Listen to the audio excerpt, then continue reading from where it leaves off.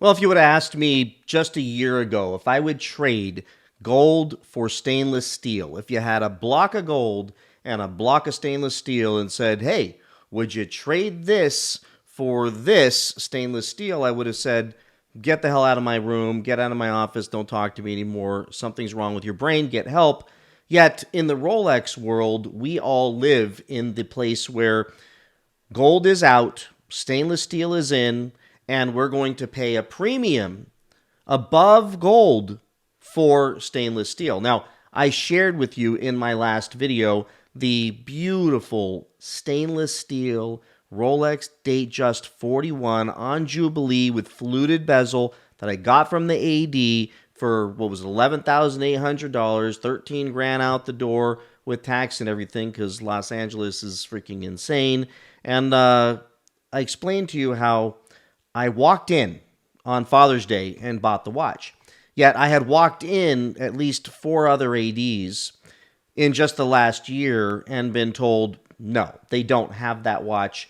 I can get on a list and maybe they would call me, and nobody called me. And that was for a stainless steel Datejust. I also added as my first choices, obviously, a Batman and a Batgirl and a Sprite and a Bruce Wayne and a Daytona, all of which I know will never ever happen, at least while I'm anywhere near this age.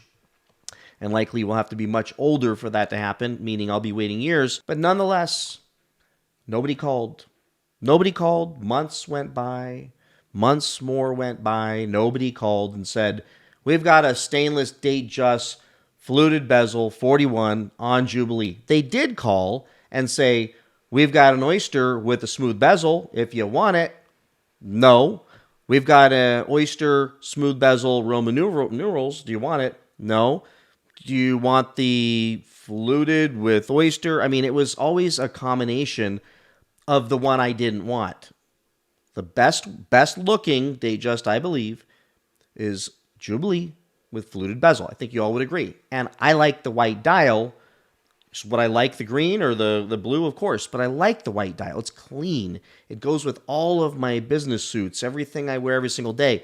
And it's understated and classy, and I get more compliments on that watch than I have any other watch. With that said, I digress. Thanks for the comments. Thanks for doing exactly what I thought you would do, which is help my algorithm by telling me that I should have been able to, or I could walk in and buy that watch anywhere because nobody wants it. And I got beat up in the comments, and it was just adorable. You guys are great, because what that did, and this is kind of planned, was it took that video at 5,000 views, which is small for this second channel of mine, and it took that video to being number 1 on my channel so far. Number 1 on this new channel so far with like 100 hours of watch time and 5,000 views. So thank you for chiming in. Even the negative comments help, and they don't hurt my feelings that much. But, you know, it's worth talking about. What the hell? So then the weekend came, and I keep looking online. I keep calling the AD in Beverly Hills, and I keep calling the AD in the desert and asking them, even on my birthday, which I've gone in these places now multiple times, is there any chance? I even have a little teeny purchase history with a Datejust from Beverly Hills. Is there any way you can get me a Batman or a Batgirl or a Sprite or a Bruce Wayne, any steel GMT? And the texts are no. One text was, but I can get you this solid gold Daytona for $59,000. And I said, no, I can't do that, but thanks. In the end, no chance. And it didn't matter. Even the text was the shortest text ever. It wasn't, I mean, despite what I've said. I even sent this man an email that was quite emotional and grateful for making my Father's Day great. And he writes back, he didn't even write back to the email, writes back to the text message 5-6 days later. Well, you see it on the screen. It's like, those are hard to get, meaning you aren't going to get one. Let's just translate that into normal English. You're not going to get one.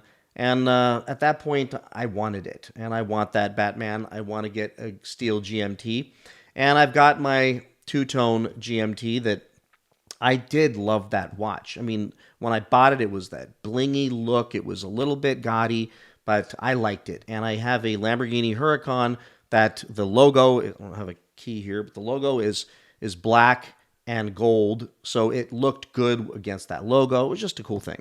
But in the end, I can't stop thinking about the Batman. So over the weekend, I'm searching my local jeweler that I bought 3 other watches from, and there was nothing there. There was a couple newer ones for $20,000, $22,000 on Jubilee, which makes it a Batgirl. I understand that. I think it's stupid, but that is what it is. And I wanted an older one. I don't want to spend that kind of money, and I want to get out of my GMT. And there was nothing there. I called Bob's Watches on the day before, on Friday, and said, how much would you give me? You offered me 3 months ago $12,700 for my GMT two-tone. And he says, oh, I can't do that now. Now it's 11 grand. Okay, so the market must be taking a crap, or they just have more in inventory. Nonetheless, hit me at 11 grand. His watch on their website was 16,500. So I'm going to pay 16,500 and only get 11,000 for my watch.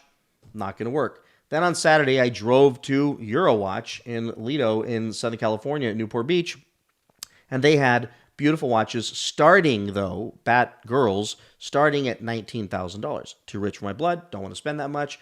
Not when I could buy a 2013 or 14. Slightly different, 48-hour power reserve instead of 70.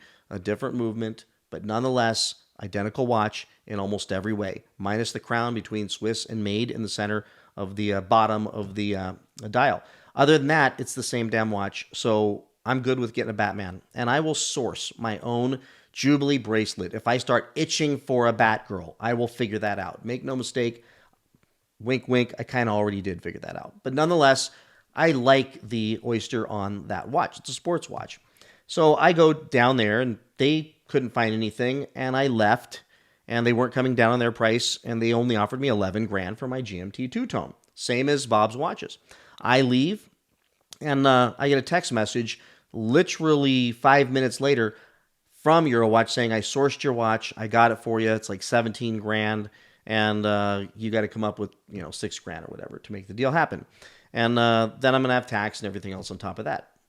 So I'm going to be back at 18.5, and only getting 11 for my GMT. So I said, can I have till Monday to think about it? He says, absolutely, but it might sell. I understand that. I'm willing to deal with that. There's lots of these on the market. I go to the car wash, go into Happy Jewelers, the jewelry store I bought 3 watches from, and who treat me freaking great. Love these guys, but they just didn't have the watch. I went on, and they had just posted it. I walked out to the car wash guys. I gave them a tip. I said, forget about it. Don't worry about washing the rest of it. And I boogied over there, and it happened.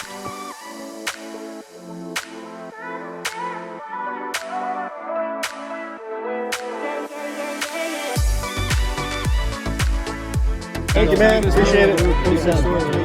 Thank you. Made my day, guys. I'm broke, but I got a watch. What do you think of that?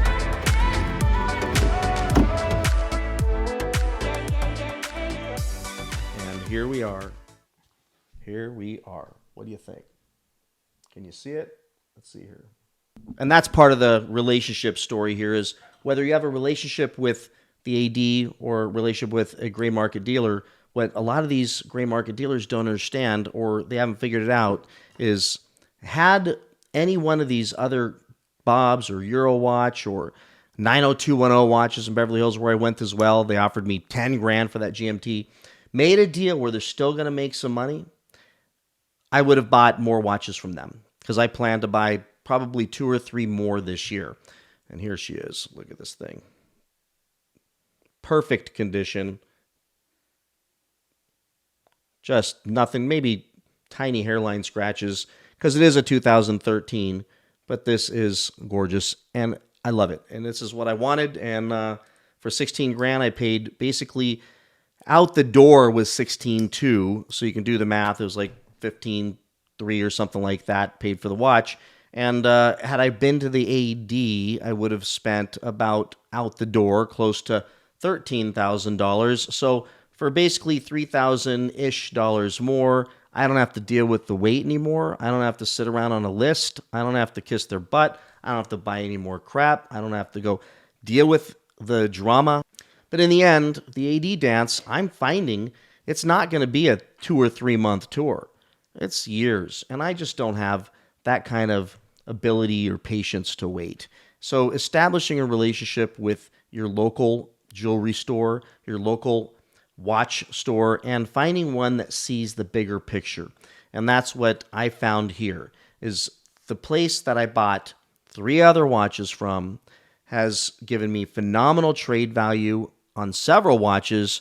When I did trade up before, they gave me, because it was within a couple of months, they gave me every dime back, and we just moved into the next watch.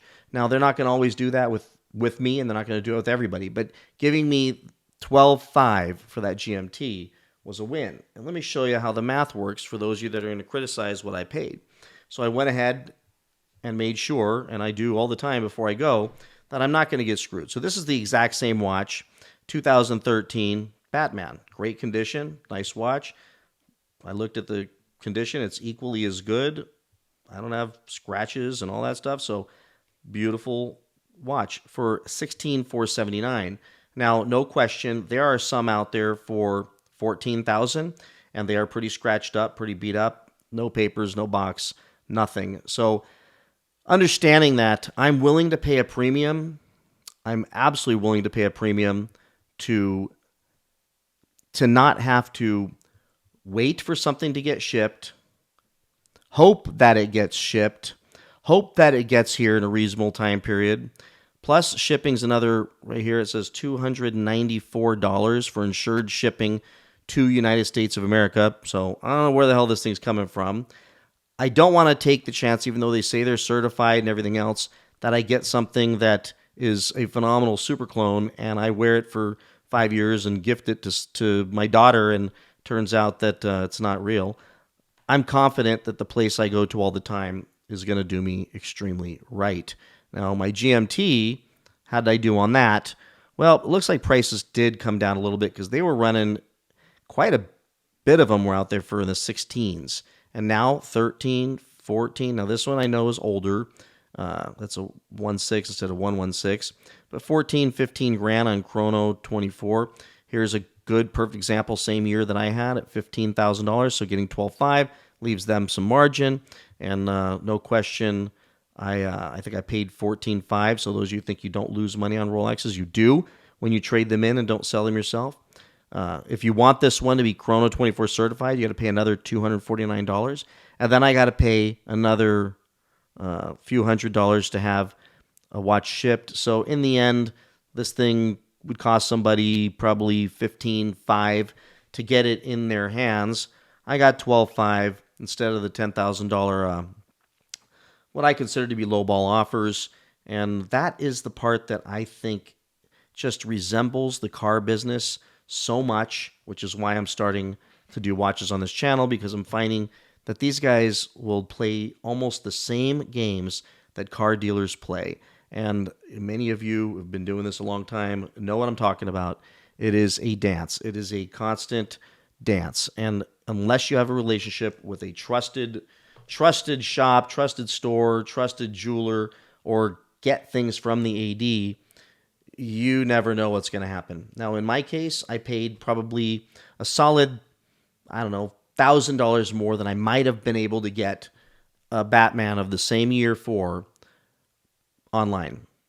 But I didn't have to deal with online. I got to walk into the store, and I got to, plus they gave me a 3-watch freaking carrier and a bottle of wine and a back rub and I mean, they're freaking awesome. So I don't mind paying a little bit more to have the safety and peace of mind that I got a watch. It's a good watch, and it's got a year warranty from them. And if something goes wrong, I had a Tudor Black Bay Chrono Flamingo Blue that after a month and a half, it just stopped running. It just broke. And I went back to them, and I said, I don't even want it anymore. I don't want it. I don't want to wait the 6 weeks to ship it off to Tudor. I just want, let's just roll that money into another watch.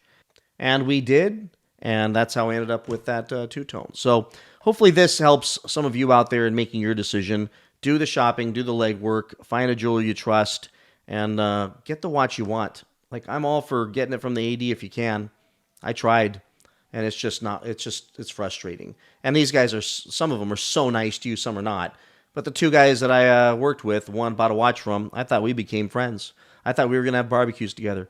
No, dude doesn't even write me back more than 2 words, and didn't respond to my email, and just basically kissed me off. And then the guy in the desert, super cool guy. I don't think there's any chance he's going to be able to pull something off anyways, and I'll be waiting till I'm old and gray before I see that happen. But I'm staying on the list because you just never know, and that's how they keep us hooked. With that, everybody, please like, subscribe, comment. Stay tuned for more watch content. Got some cool stuff coming. I'll see you all in the next one. Bye-bye.